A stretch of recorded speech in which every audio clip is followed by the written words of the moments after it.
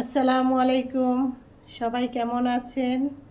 আশা করি যে যেখানে আছেন ভালো আছেন। আলহামদুলিল্লাহ, আমরাও ভালো আছি। ভালো আছি বলতে আল্লাহ যখন যে অবস্থায় রাখে তখন আলহামদুলিল্লাহ বলতে হয়। যাই হোক, অনেক দিন হয়েছে কোনো নতুন ভিডিও আপলোড দিতে পারি না। আর এভাবেই করে আমার চ্যানেলটা অনেক পিছিয়ে যাচ্ছে ভিডিও আপলোড না দেওয়ার কারণে। কি বলবো, এত বেশি ঝামেলায় ছিলাম, এত ব্যস্ত, তারপর আবার ছোট ছেলে অসুস্থ, তারপর মেহমান, আবার নিজেরও মন ভালো না। সব মিলিয়ে নতুন করে ভিডিও করা, তারপর আপলোড দেওয়া আসলেই সম্ভব হয়নি। আর নতুন আরেকটি ঝামেলা সৃষ্টি হয়েছে, কি বলবো, এই ঝামেলার কথা পরেই বলি। আর এই যে এখন আমি দুপুরের জন্য রান্না হচ্ছে। রান্না এখন বর্তমান আমরা ঘরে তিনজন, আমি, আমার মেয়ে আর আমার ছোট্ট একটা ছেলে। তা ছেলে অত একটা খেতে পারে না, ছেলের শরীরটা বেশি একটা ভালো নাই। আর দুজনের জন্য আমিও অত বেশি একটা খেতে পারি না, আর আমার মেয়েও অত বেশি খায় না। তা যাই রান্না করি সবই থেকে যায়। কি করব, এখন রান্না তো করতেই হবে, অল্প করে রান্না করি তারপরও থেকে যায়। আর অনেক কথা বলবো ভেবেছি। আমি এখানে নতুন বাড়িতে আসছি, বেশি দিন হয় নাই, মাত্র 4 মাস। এই 4 মাসের মধ্যে আবার ঘরটা পাল্টানোর সিদ্ধান্ত নিয়েছি, কিন্তু মনটা চাইতেছে না যে ঘরটা আমি পাল্টাই। কি বলবো, মনের ভিতরে একটু ভয় ভয় মানে একটু ভয় না, অনেকটাই ভয়, যেহেতু একা একা থাকি, বাসায় বড় কোনো ছেলে নাই, বা গার্জেন হিসেবে কোনো মুরব্বি, এরপর হাজব্যান্ড বাহিরে। তাই একটু বলতে না, আমি অনেক বেশি ভয় পাই। আর যেই ঘটনাগুলি ঘটেছে সেটা ভয় পাওয়ার মতনই। নতুন বাড়িতে এসে অনেক ভালোভাবেই দিন কাটাচ্ছি, এতদিন কোনো সমস্যা ছিল না। কিন্তু কার ঘরে কি হয়েছে বলতে পারি না।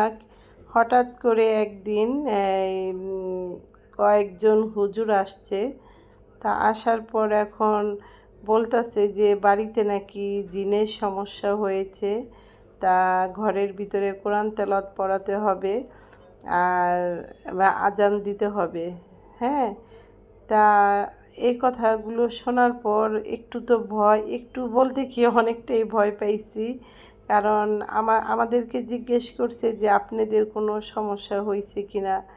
আমি বলি না, আল্লাহর রহমতে কোনো রকম সমস্যা হয় নাই, আমি ভালোই আছি। আবার এর মধ্যে আবার একা একা থাকি। যাই হোক, তারপর হুজুরদের যে দায়িত্ব, যে কাজ, হ্যাঁ, তারা তাদের সব কাজ করে গেল। এখন ওর পর থেকেই, শোনার পরে থেকেই মনের ভিতরে একটা ভয় ঢুকে গেছে। আর ভয় বলতে বলে না মানুষ যে বনের বাঘে খায় না, মনের বাঘে খায়, এরকম দশা হয়েছে আমার।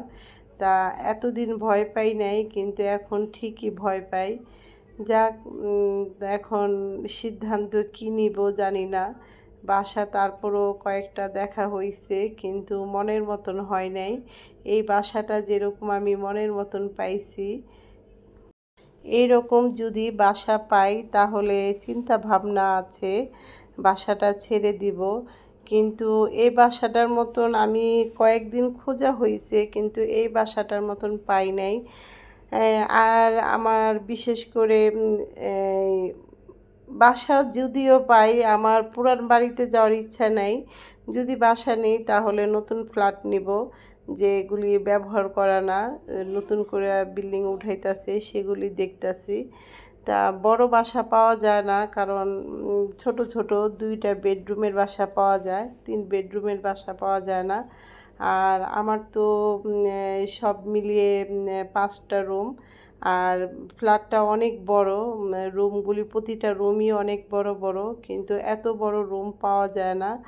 আর আমাদের বাড়িওয়ালা খুবই শৌখিন, তার ঘরের প্রত্যেকটা জিনিস খুব সুন্দরভাবে তৈরি করা হয়েছে, অনেক সুন্দরভাবে লাগাইছে। তা এই বাড়িতে কোনো সমস্যা নাই। সত্যি কথা বলতে আমার নিজের বাড়ি তো আমার এত আরাম লাগে নাই, এই বাড়িতে যে পরিমাণে আমার আরাম লাগতেছে বুঝাই যায় না যে আমি ভাড়া আইছি। আর দেখি এখন কি হয়, বাসাটা পাল্টাই কিনা না পাল্টাই, কারণ আমার আমার ভয় যদিও লাগে কিন্তু আমার মন চায় না। বাসাটার উপর আমার খুব মায়া লেগে গেছে। আর বাসাটা কিন্তু খুবই সুন্দর, বাহির থেকে যেমন সুন্দর বাহিরের দৃশ্যটা, বাহিরের যে বিল্ডিংয়ের যে কারুকাজ করা হয়েছে, যেভাবে করা হয়েছে অনেক সুন্দর, বাহির থেকেও সুন্দর ভিতরেও সুন্দর।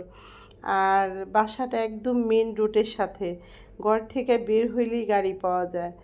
এখন আমার অনেকটা সুবিধা হয় এখানে, কারণ মেন রোডের সাথে বাসা থাকলে ঘর থেকে বের হলে গাড়ি পাওয়া গেলে সব কাজই একটা সুবিধা থাকে। দেখি এখন কি করা যায়। এখন হাজব্যান্ডের অনুমতি তো নেওয়া হয়েছে, বলা হয়েছে যে বাসাটা ছেড়ে দিব। তা ওর কোনো অমত নাই, আমার সুবিধা মতন বাসা পাইলে তারপর ছাড়বো, এর আগে ছাড়া হবে না। আর এক বাসা থেকে আরেক বাসায় যাওয়াটা অনেক ঝামেলা, অনেক পরিশ্রমের ব্যাপার, টাকা পয়সার ব্যাপার, ঘর ছাড়া কি ঝামেলা এখন আমি বুঝতে পারতাছি। আর যাই হোক, এখন আর এই বিষয়ে কথা নাই বললাম, যখনটা তখন দেখা যাবে। আর এই যে আমার দুন্দুলের তরকারিটা রান্না শেষ। আর একটা কথা বলতেছি, আমি তো অনেক দিন হয়েছে কোনো ভিডিও আপলোড দেই না, যেহেতু আমার চ্যানেলটা অনেক পিছিয়ে যাচ্ছে। তাই আমার পরিচিত যত আপুরা আছে যাদের ভিডিও আমি রেগুলার নিয়মিত দেখতাম, তাদের ভিডিও আমি নিজেও কোনো ভিডিও আপলোড দিতে পারি নাই। আর ইউটিউবে একবারই ঢুকতে পারি নাই, কারণ আমার মন মানসিকতা খুবই খারাপ, অনেক খারাপ। আমার মন এত বেশি খারাপ, আমি কি বলবো, মনের কথাগুলি বলতে গেলে এখন অনেক কিছু বলা লাগবে, তাই এখন কিছু বলতে চাই না। তবে সবাই আমার জন্য দোয়া করবেন, যাতে আমার যত ঝামেলা আছে এগুলো জানে এই ঝামেলা থেকে যেন আমি খুব তাড়াতাড়ি আল্লাহ আমাকে মুক্তি দেয়।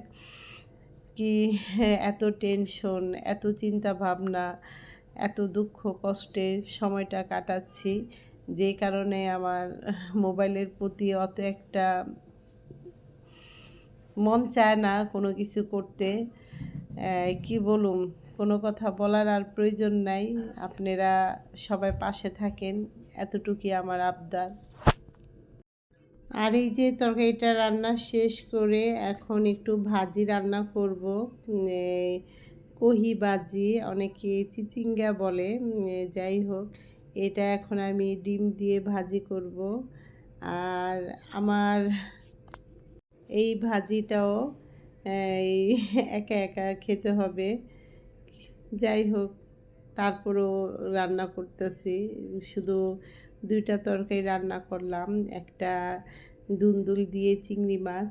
আর এই দুন্দুল দিয়ে চিংড়ি মাছ আমার ছেলে মেয়েরা সবাই ঘরে অনেক বেশি পছন্দ করে, অনেক এই তরকারিটা আর বাটিতে থাকে না, এটা যতটুকুই রান্না করি, যাই রান্না করি সবই খাওয়া হয়। আর এই যে ভাজিটা করলাম, এই ভাজিটা শুধু আমি একাই খাবো, কারণ ওরা ওরা একবারই সবজি খেতে চায় না, ভাজি টাজি কিছুই খেতে চায় না। তবে দুন্দুলটা খায়, একটু মিষ্টি মিষ্টি লাগে, বাচ্চাদের একটু পছন্দ।